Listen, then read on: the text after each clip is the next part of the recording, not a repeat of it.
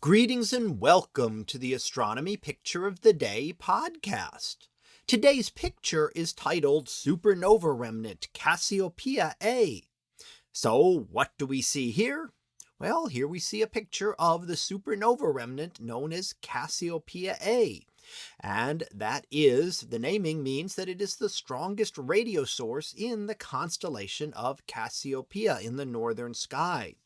Now, this is a supernova that would have been seen to explode here on Earth about 350 years ago. Now, that turns out to be very interesting. That is in the mid to late 1600s, and we knew a lot about astronomy then. We had telescopes, but the object was not recorded as a supernova. And we would think that a supernova at this distance should be very easily visible to us in the sky. So some of the reasons we may never have observed Cassiopeia A have to do with its positioning, and that we're looking through dust, and dust could have obscured some of the brightness, making it not look as bright as it would have been otherwise. And another one is that it was a very massive star, much more massive than a typical supernova, and therefore it ejected a lot of material first. And you'd have these big layers of material around it, so when the explosion occurred, that would have then affected it and made it less visible. So there's a couple ideas there. We don't still completely understand the details of a supernova and what happens there. We know the basic processes of how it occurs, but there are still so many different things that can go on depending on the mass of the star and the exact circumstances around it. Now, a supernova like this is something that occurs at the end of the life of a star much more massive than our sun. So maybe 20, 30, 50 times more massive.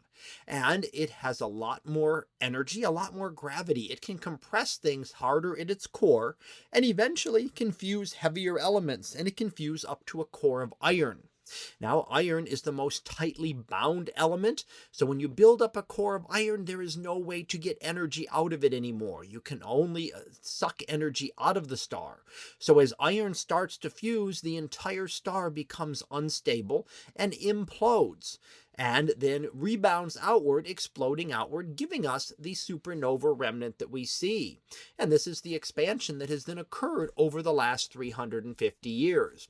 So that's the basic process that we believe we understand, but the details are quite different. And this is one of those supernovae that should have been visible to us. We should be able to see this, but it was never visible. And if we look, the estimated time would have been around 1660, plus or minus a couple of decades, since we don't have exact observations of it here as we do with other supernovae. We can't pinpoint it down precisely as to when it would have occurred. However, it is easy enough to narrow it down to within those couple of decades. So we would think that time of history we would have observed this if it were easily visible. There are some records of a faint star at this location that were recorded around this time, so it's possible that it just never got as bright as a typical supernova did. So it's one that may have been visible, but still, since the development of the telescope, we have not yet had a supernova within our galaxy to study.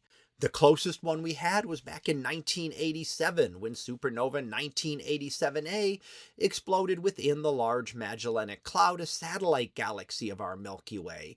That was the first time we'd actually seen the star that becomes a supernova before the explosion. So the star had been cataloged. Most of the time, we either have historical supernovae, such as this one, or we have supernovae in distant galaxies where we were never able to see the star first. We did not see it until it brightened as a supernova. So that was our picture of the day, titled Supernova Remnant Cassiopeia A. We'll be back again tomorrow for the next picture. So until then, have a great day, everyone, and I will see you in class.